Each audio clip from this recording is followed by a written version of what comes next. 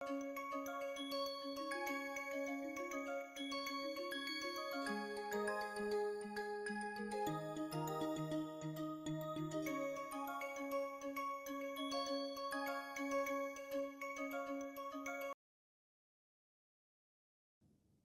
everyone.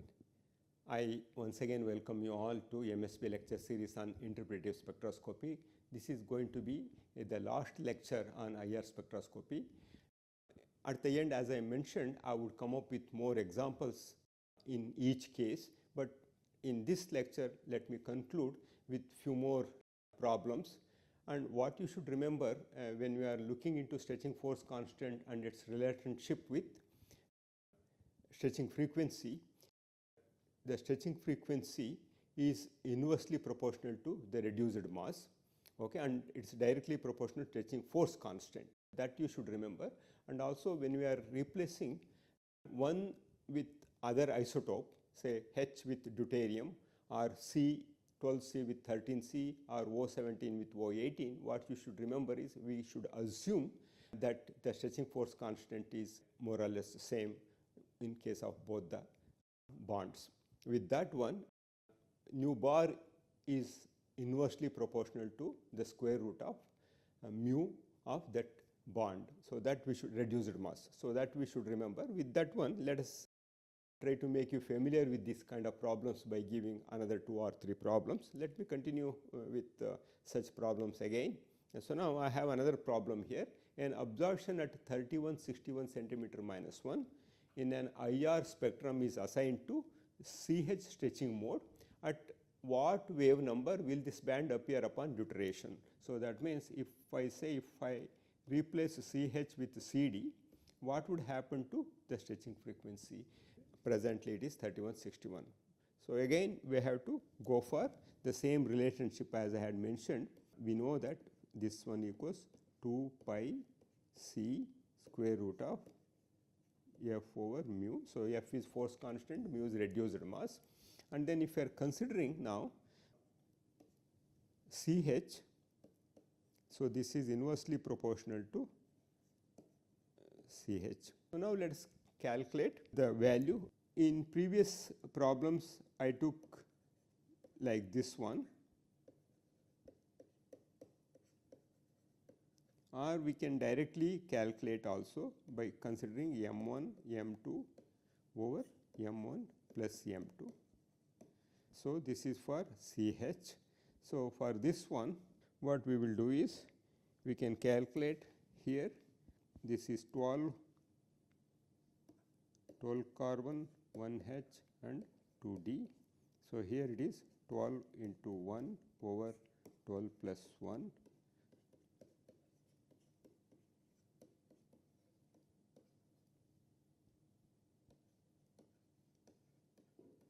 Similarly, CD equals 12 .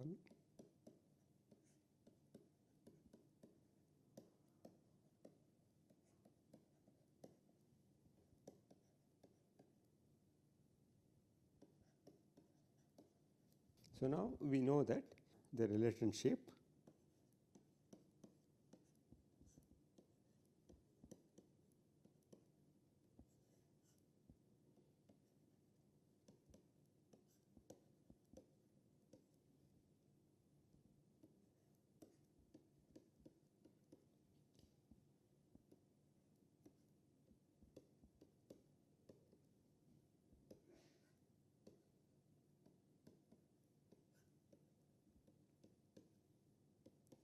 value is given here for nu CH.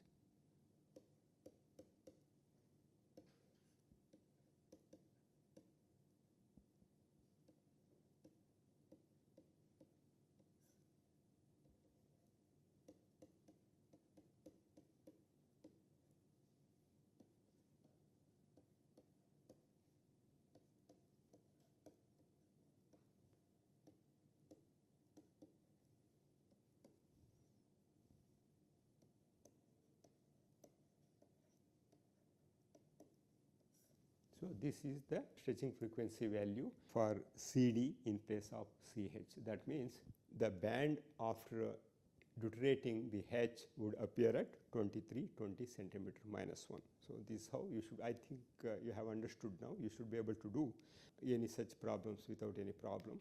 So, now let us look into one more example here. It is quite interesting. An absorption in the IR spectrum of a compound containing an XH bond shifts from 3657 to 2661 upon deuteration.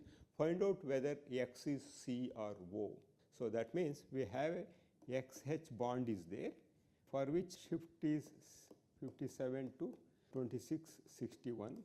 Then we have to find out whether X is C or O. So, what we should do for this one?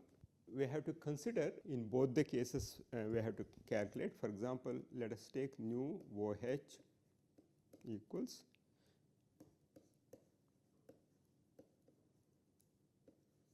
this is the one, and then if you consider nu OH, this will be 16 by 17. This will be equal to 0.944117. Well, I am giving the whatever the value I get when I do calculation from the calculator. So, do not worry about it, up to 2 decimals is good enough. Similarly, I can calculate mu OD. This is 32 by 18. So, this will give you 1.7777. Similarly, I would also like to calculate and keep it CD. For example, here it is 12 by 13. This is 9.92370, and here it is 24 by 14. So, this will be 1.71. So, now we have to calculate, and we use the same analogy here, nu CD over nu CH equals square root of CH over CD. So, if you put here nu CH into this value,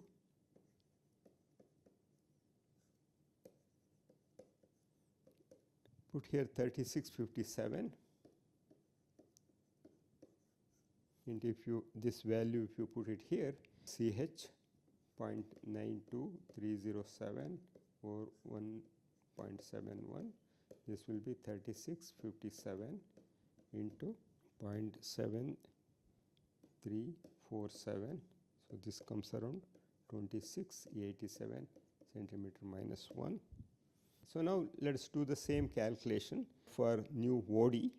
Similarly, if I do for nu OD, which will be nu OH into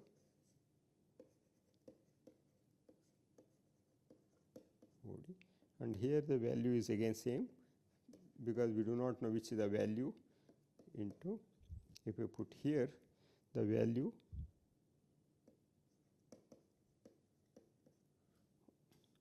I am just taking up to 3 here, and then 1.777. So, this is equal to 3657 into 0.7277. So, this will come around 2661 centimeter minus 1. So, this is the value given here. Okay. So, this value is given here. So, we got this one. So, we can say now X equals O. And also simply by looking into the data also you can see if the stretching frequency comes around 3657 centimeter minus 1, certainly it is not for CH, it is for OH. OH usually shows around 3600, but on the other hand CH shows around 3000. So, that information also you can see. However, to rationalize our understanding, we have to go through this process. Even let us say we get it in the first place itself, it is always advisable to check for other option to conclude without any ambiguity that this bond we are referring to is OH. OH initially shows 3657 centimeter minus 1. After deuteration, we are getting OD that comes to 2661 centimeter minus 1. So, this is how. Of course, we can take the hint from the chemistry knowledge we have, and also spectral bands we have, we know. But on the other hand, when such problems are there, always to learn more and get some confidence over solving the problems, I think we should do all this exercise and we have to conclude. Now it matches perfectly to this value here.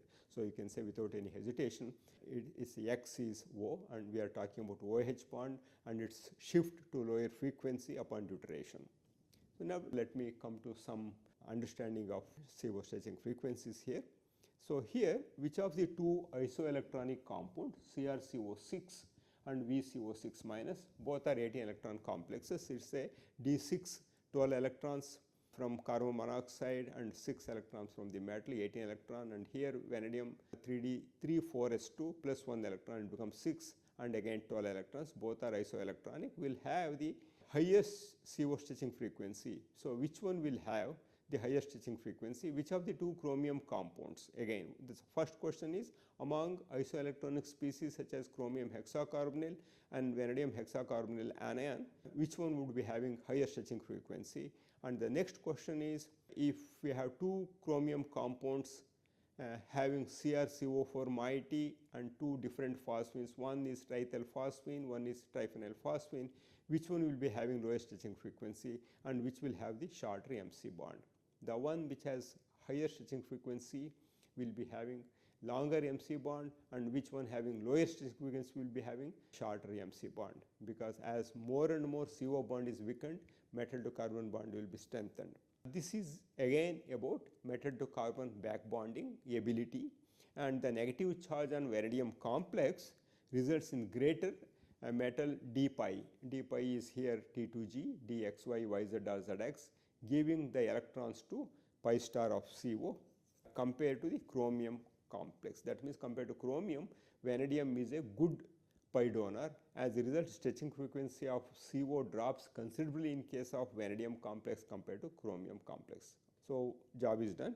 So this results in weakening of CO bond with a corresponding decrease in stretching frequency. So thus chromium complex has higher stretching frequency and its bond, chromium to carbon bond length, will be little longer.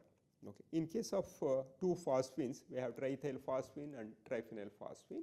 So ethyl groups are electron donating groups, whereas phenyl group is electron withdrawing group. So that means when we have electron withdrawing groups on phosphorus, it makes them poor sigma donor but excellent pi acceptors. On the other hand, electron donating groups on phosphorus makes it very good sigma donor but poor pi acceptor.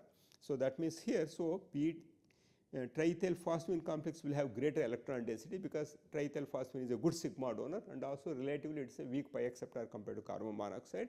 As a result, what happens, more and more electron density goes to carbon monoxide rather than going to phosphine. So here stretching frequency drops considerably and metal to carbon bond strengthens.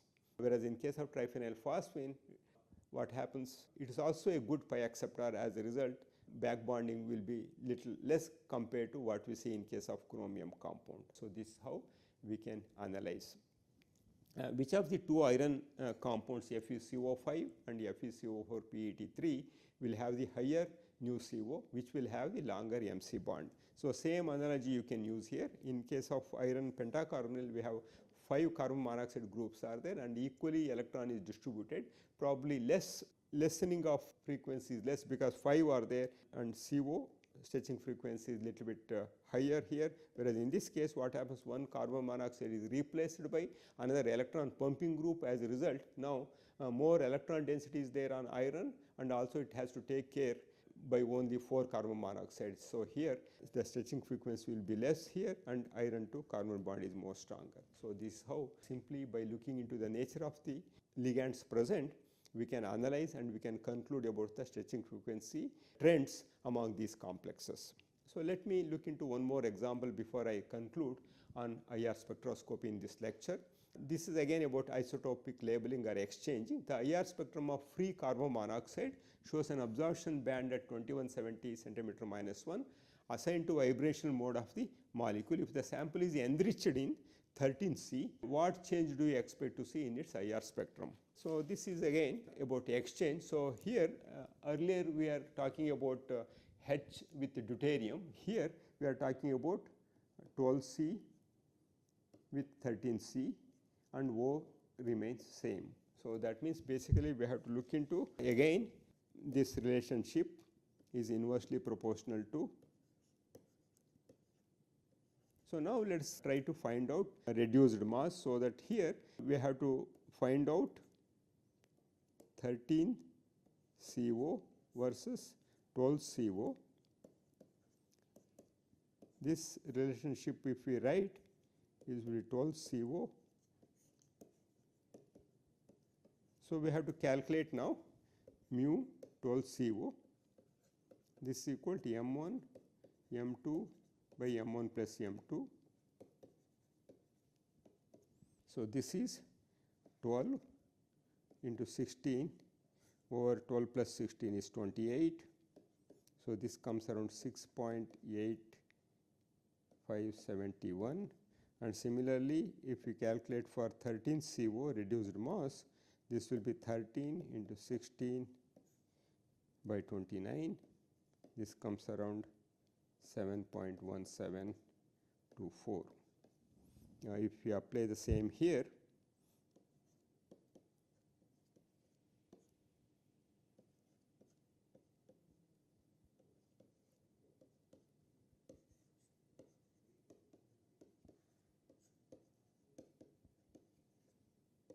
so value is given here 2170.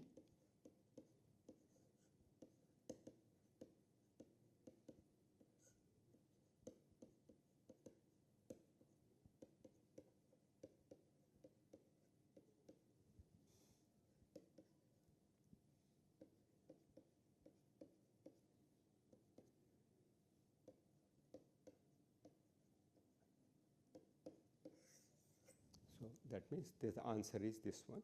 What change do you expect to see in its IR spectrum? So IR spectrum stretching frequency due to 13 CO drops considerably from 2170 to 2122 centimeter minus 1. Again here the assumption what we made is the stretching force constant in case of both 12 CO and 13 CO would remain more or less unchanged. Then only we can arrive at this relationship here. With this one, let me stop today's lecture and conclude about IR spectroscopy, and then probably in my next lecture I am going to start about mass spectrometry. And as I said at the end, about 10 to 12 lectures I devote completely to solving all kinds of very interesting problems having one or more spectroscopic components in it. So until then, have an excellent time. Thank you.